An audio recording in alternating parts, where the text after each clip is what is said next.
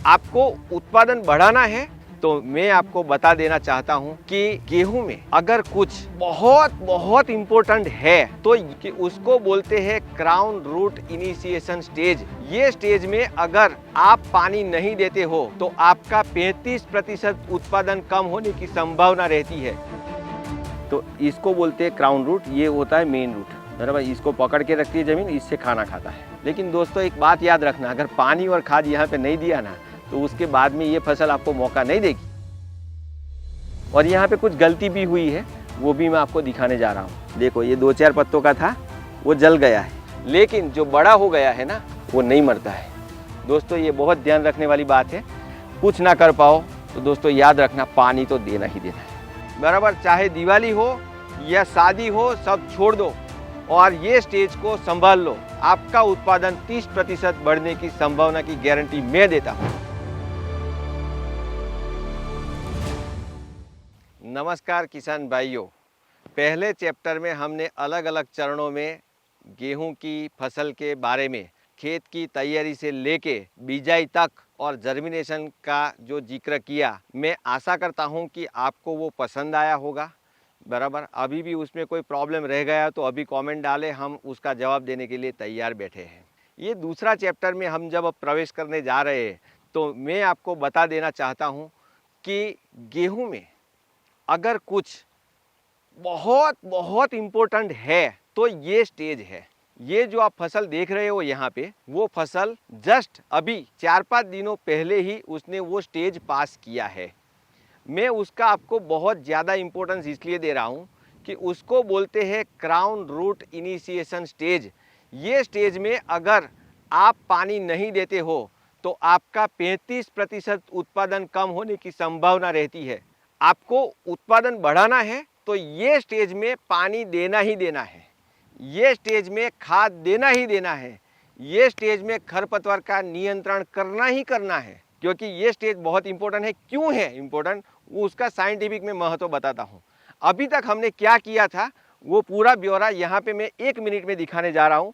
यहाँ पे आप देख सकते हो कि ये सब गेहूँ का जो प्लांटिंग किया है हमने, तो आप देख सकते हो मैंने जैसे बताया था कि ये जो लाइन से लाइन की दूरी है 20 सेंटीमीटर, मैंने 20 से 30 सेंटीमीटर बोला था, ये 20 सेंटीमीटर पे बुआई किया है। आप देख सकते हो, बराबर। ये बॉर्डर लाइन है, कहीं पे जर्मिनेशन आया है नहीं आया है प्रॉब्लम है, लेकिन वो भी सॉल्व हो जाएगा। अभी 2 पौधे के बीच में आप देख सकते हो कि 4-5 सेंटीमीटर का डिस्टेंस है, यहाँ पे आप देख सकते हो, बराबर। ये 2 बातें क्लियर हो गई। जर्मिनेशन के टाइम पे कुछ खरपतवार आया होगा, लेकिन हमने पहले से उसका नियंत्रण खरपतवार नाशी से कर दिया है। इसके नीचे फर्टिलाइज़र भी डाल दिया है।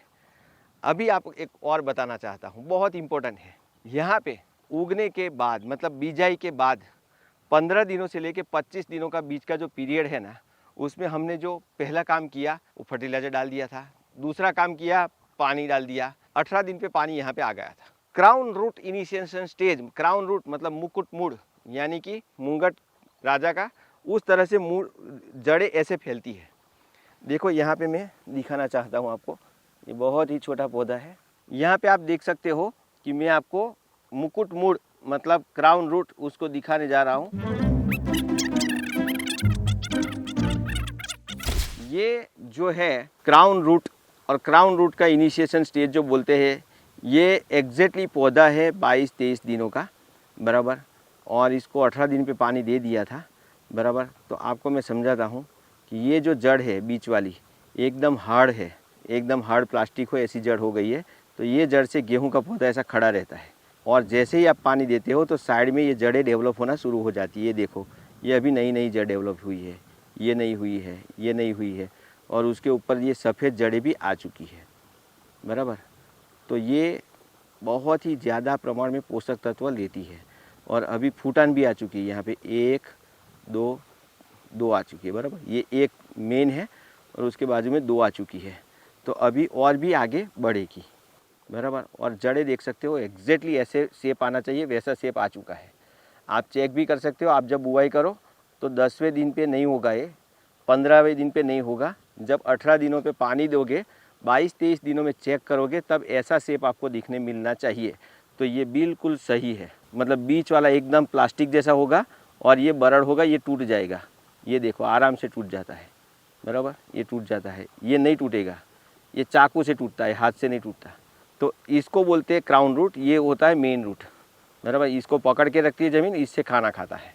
ये जड़ें विकास होना बहुत ज़रूरी है इसी टाइम पे, तो ही फूटान आएगी, नहीं तो फूटान नहीं आएगी। और ये जड़ें फूटने के लिए जितना खाद जरूरी है उससे कहीं ज़्यादा पानी ज़रूरत है। आप 18 दिनों से लेके 21 दिनों के बीच में अगर पानी नहीं देते हो तो ये नहीं आएगा। 22वें दिन पे फिर आपका 10% कम होगा, 25वें दिन पे तो 35% कम हो जाएगा, फिर कोई मतलब ही नहीं है। ये बहुत इंपॉर्टेंट है। तो ये पानी का मैंने बता दिया।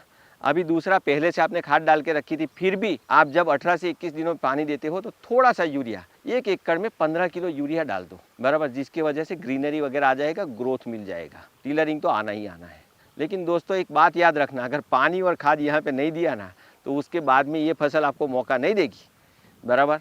तो उसका अभी तीसरा हिस्सा, मतलब इसी स्टेज में एक तीसरा हिस्से की बात करता हूँ, वो भी हमको यहीं पे देखना है, जो हम ऑलरेडी यहाँ पे कर चुके हैं, बराबर, खरपतवार नाशी। और यहाँ पे कुछ गलती भी हुई है, वो भी मैं आपको दिखाने जा रहा हूँ। अभी पहले तो ये करना क्या है आपको, बराबर। खरपतवार नाशी में 15 से दिनों से लेके 25 दिनों के बीच में आपको एक खरपतवार नाशी डालनी है, जिसका नाम है फॉगर। फॉगर में बहुत सिंपल है, 160 ग्राम प्रति एकड़ का डोज है उसका। आपको 200 लीटर पानी में मिला के छिड़काव कर देना है, तो सब खरपतवार मर जाएंगे, बराबर। यहाँ पे फॉगर का स्प्रे हुआ है, लेकिन फॉगर का स्प्रे करने में जो इंफॉर्मेशन और सूचना, इसका 100% पालन नहीं हुआ है। यहाँ पे थोड़ा लेट हो गया है। तो आप देख सकते हो, जो घास वर्गीय है, बराबर, जो छोटा था, 2-4 पत्तों का था, देखो ये 2-4 पत्तों का था, वो जल गया है। ये 2-4 पत्तों का वो जल गया है, बराबर। ये 5वें दिन पे जल गया है, बराबर। ये छोटा था, ये जल गया है। लेकिन आप ये देख सकते हो, ये देखो, ये नहीं जला है, उसको इफेक्ट हुआ है। देखो ये पत्ते पे असर हो गया है खरपतवार नाशी का, लेकिन ये मर नहीं गया है, बराबर। जो बड़ा हो गया वो नहीं मरा है। ये देखो, ये भी मर गया है। ये छोटा था, वो मर गया है, देखो ये भी मर गया है। मतलब गेहूं के बाजू में ही है, बराबर। गेहूं को कुछ नहीं हुआ, ये मर गया है। 3-4 पत्तों का, 5 पत्तों का, ज़्यादा से ज़्यादा 6 पत्तों का मर जाता है। उसमें ये तो बिल्कुल मर गया है, लंबे पत्ते वाला, बराबर। चौड़े पत्ते वाले भी मर चुके हैं, बराबर। लेकिन जो बड़ा हो गया है ना, वो नहीं मरता है। दोस्तों ये बहुत ध्यान रखने वाली बात है। ये भी देखो, ये 4-5 पत्ते का था, 1 2 3 4 5, ये भी लगभग मर चुका है, बराबर। ये तो 100% मर चुका है। ये आप बड़ा देख सकते हो, बराबर। बड़ा था, जल गया है, बराबर। कोई जल के मर जाता है, दवाई बहुत बढ़िया है इसलिए, बराबर। ये भी जल गया है, लेकिन कोई नहीं मरता। ये फॉगर यहाँ पे डाला था। दूसरी भी दवाई है, मेटसल्फ्यूरन मिथाइल, और दूसरा है क्लाउडिस, बराबर। वो भी आप डाल सकते हो, दोनों मिक्स करके। फॉगर डालते हो तो सभी तरह के मरेंगे। अगर आपके खेत में लंबी पत्ती वाले ज़्यादा है तो उस तरह से आप मेट्रो का प्रयोग कर सकते हो, या तो क्लाउडिस का प्रयोग कर सकते हो। यहाँ पे 15 से लेकर 25 दिनों में ये करने से देख सकते हो आप खेत में जो बड़े वाले ही बचे हैं, छोटे वाले सब मर गए हैं। तो बड़े वाले को अभी हैंड वीडिंग करना पड़ेगा, बराबर। तो हाथ से निराई गुड़ाई करनी पड़ेगी, तो वो निकल जाएगा, बराबर। तो अभी इसमें हमने 18वें दिन पे पानी दिया था, अभी 22वां दिन चल रहा है। ये मिट्टी मध्यम है, तो आप ज़मीन में नमी देख सकते हो। और अभी इसमें आगे फूटान बहुत बढ़ेगी।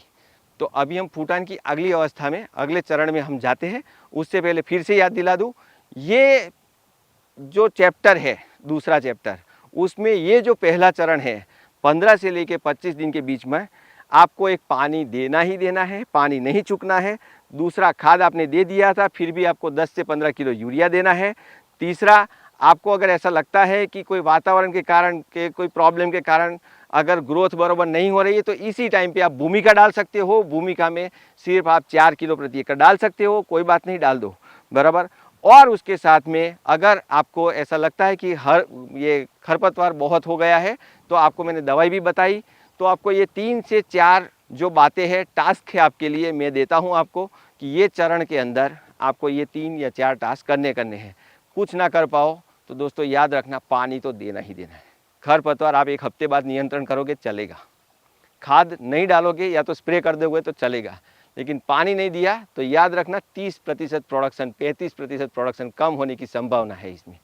तो पानी देना अति आवश्यक है, बराबर। तो यहाँ पे आप देख सकते हो गेहूं के अंदर जहाँ पे दाने अलग अलग गिरे हैं वहाँ पे बहुत अच्छी तरह से फूटान आ गया है। तो यहाँ पे आप देख सकते हो कि ये 4 उंगली और 4 उंगली, यहाँ पे 1 बराबर 2 3 4 5 6 7 8 कल्ले आ चुके हैं, बराबर। यहाँ पे भी 2-3 दाने गिरे हैं, तो 4-5 मिलके यहाँ पे हो रहा है। यहाँ पे भी आप देख सकते हो कि कितने कल्ले आए हैं, 1 2 3 4 5 6 7 8 9 10 11, यहाँ पे 11 कल्ले आए हैं। तो मतलब ऐसे 7 8 9 10 7 8 9 10 ऐसा करते करते करते कल्ले आएंगे और बढ़ते रहेंगे। ये इतने सारे कल्ले क्यों आए हैं, इतना कैसे आया है? तो किसान भाइयों, मैंने जैसे बताया कि पहले डिस्टेंस के बाद ये वाला डिस्टेंस, और उसके बाद में जो खाद, जो दवाई, जो पानी के बारे में मैंने बताया, सभी को फॉलो किया है तो इतना अच्छा प्रोडक्शन मिलेगा। अभी इसमें जॉइंटिंग स्टेज आएगा, मतलब अभी CRI स्टेज ख़त्म, अभी ये बढ़ेगा, ग्रोथ होगा उसका। मतलब अभी हम बात करेंगे टीलरिंग अवस्था की, फूटान अवस्था की। CRI से लेके फूटान अवस्था और फूटान अवस्था से लेके जॉइंटिंग और जॉइंटिंग से लेके फ्लावरिंग तक एक वृद्धि विकास की अवस्था होती है। और उस अवस्था में हम क्या क्या करेंगे वो मैं आपको बताऊंगा। तो किसान भाइयों, यहाँ पे आपको याद रखना है कि मैं यहाँ पे ऐसा बताने जा रहा हूँ कि कुछ चीज़ें हैं आपको करनी है, और कुछ चीज़ें जो है यानी कि दवाई वगैरह का छिड़काव अगर प्रॉब्लम आए तो करना है। यानी कि आप लिस्ट मत बना लेना कि आप तुषार भाई ने या एग्रोस्टार ने इतना सारा बताया तो ये सब ट्रीटमेंट करनी है, ऐसा नहीं है। 18 से 21 दिन के बीच में आपको एक पानी देना है, वो पानी के साथ खाद डालना है। अगर आपकी मिट्टी बहुत ही बलुई मिट्टी है, या तो उसमें उर्वरा शक्ति कम है, या तो पिछली सीजन में भी कपास जैसा एक हेवी क्रॉप किया था, उसका उत्पादन ज़्यादा आया था, तो आपको एक और डोज यहाँ पे 4 किलो आपको भूमि का डालना है। वरना नहीं डालोगे तो भी चलेगा, संचार अगर डाल दिया है तो। लेकिन संचार अगर नहीं डाला था तो यहाँ पे भूमि का डालना अति आवश्यक है। ये अवस्था के बाद यहाँ पे जॉइंटिंग अवस्था शुरू होगी, यानी कि फूटान आ गई, एक साथ हमने गिने, कहीं पे 6 7 8 9 10 11, ज़्यादा से ज़्यादा देखा, कभी 12 15 भी कोई किसान को आता है। तो वो जो 5 10 15 कल्ले एक साथ में बढ़ते हैं, तो उसको वृद्धि विकास के लिए जो ज़मीन में ताकत देनी थी आप दे चुके। तो यहाँ पे कुल मिला के बात ऐसी है, डायरेक्टली अभी मैं बात करूँगा। पहला प्रॉब्लम आएगा आपका वृद्धि विकास का। अगर वृद्धि विकास का प्रॉब्लम आ रहा है तो आपको एक फास्टर का स्प्रे करना है, बराबर। फिर से बोलता हूँ, वृद्धि विकास का प्रॉब्लम आ रहा है तो ही आपको फास्टर लेना है, वरना नहीं लेना है, बराबर। दूसरा, करना ही करना है, यहाँ पे आपको जिंक का स्प्रे करना ही करना है, बराबर। उसके लिए 3 प्रोडक्ट अलग अलग है। एक जाइनेक्स है जिसका आप स्प्रे कर सकते हो, दूसरा है मल्टी माइक्रोन्यूट्रिएंट, मतलब मल्टी माइक्रोन्यूट्रिएंट होता है जिसमें जिंक, कॉपर, फेरस, बोरॉन सब कुछ होता है, न्यूट्रीफ्लो, उसका भी आप स्प्रे कर सकते हो। और तीसरा है चिलेटेड जिंक वगैरह का भी कर सकते हो, जिसमें एक नई टेक्नोलॉजी अभी आई है, वो भी आप कर सकते हो। या तो जिंक सल्फेट, आपको कुछ हमारा पसंद ना आए कोई बात नहीं, आप ज़मीन में जिंक सल्फेट डाल दो, बराबर, यूरिया के साथ डाल सकते हो आप। तो ये आपको करना ही करना है, क्योंकि मैंने पहले बताया था ये फसल ग्रामीणी फैमिली में आती है, धान्य फसल है। धान्य फसल है तो आपको जिंक देना ही देना है, पहले नहीं दिया था तो अभी देना ही देना है। अभी यहाँ पे कीट और रोग का प्रादुर्भाव होने की संभावना है। पिछले 3-4 सालों में देखा गया है कि वीट के अंदर, गेहूं के अंदर बहुत ज़्यादा मात्रा में रूट एफिड का प्रॉब्लम आता है। एक कीड़ा आता है, बराबर, जो ज़मीन में रूट के अंदर बैठ के रस चूसता है, बराबर, जिसको रूट एफिड बोलते हैं, उसकी आने की संभावना है। तो उसका नियंत्रण करना बहुत ज़रूरी है। आपने बीज प्रक्रिया की थी, उसका रिजल्ट 15 20 25 दिनों तक आएगा, ज़्यादा से ज़्यादा 30 दिनों तक आएगा। लेकिन उसके बाद की अवस्था की मैं बात कर रहा हूँ, 35 दिनों के बाद की, कि जहाँ पे टीलरिंग आ चुका है, पौधा बढ़ने लगा है, तो वहाँ पे ये आपको ध्यान में रखना बहुत ज़रूरी है। और तीसरा यहाँ पे ध्यान में रखना बहुत इम्पोर्टेंट ज़रूरी है कि कभी कभार यहाँ से ही रोग शुरुआत हो जाती है। तो रोग अगर ज़्यादा बढ़ रहे हैं तो आप देख लो, उसी टाइम पे आप फ़ोन करके हमको पूछ सकते हो, या तो एप्लीकेशन में डाल सकते हो, या तो आपके वहाँ हर बार 35-40 दिनों में अगर कोई रोग आता हो तो आप कमेंट बॉक्स में डाल के पूछ सकते हो कि हमारे वहाँ ये रोग आता है, तो हम उसकी दवाई बताएंगे। बराबर। वृद्धि विकास की अवस्था में पहले आपने पानी खाद वगैरह दे दिया था, थोड़ा सा ध्यान रखना है। और एक ही चीज़ सबसे ज़्यादा ध्यान करनी जिंक का एक स्प्रे करना ही करना है, वरना ग्रोथ नहीं हो रही है तो जैसे मैंने बताया सिर्फ फास्टर का स्प्रे कर दो, हो जाएगा। तो किसान भाइयों, अब तक के जो चैप्टर हमने आपको दिखाए वो मैं आशा रखता हूँ कि आपको पसंद आए होंगे। उसमें खेती विषयक फसल के बारे में हमने जो भी विधियाँ बताई, प्रक्रिया बताई, जो भी दवाइयाँ बताई, जो भी उर्वरक बताए, जो पानी वगैरह का माहिती सूचना आपको दिया, वो आपको पसंद आया होगा। अगर आपको पसंद आया है तो आप ज़रूर अपने दूसरे दोस्तों, मित्रों, फैमिली, फ्रेंड्स के साथ साझा करें, उनको शेयर करें।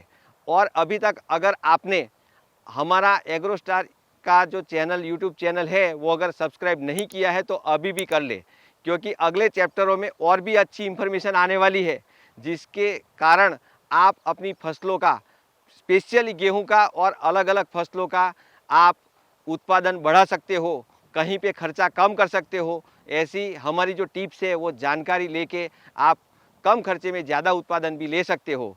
तो आप ज़रूर ही इसको लाइक करें, सब्सक्राइब करें और दोस्तों से साझा करें, शेयर करें। बराबर। तो अभी हम अगले चैप्टर में मिलेंगे। तीसरा चैप्टर गेहूं का जो है वो है बालियों बनने का चैप्टर।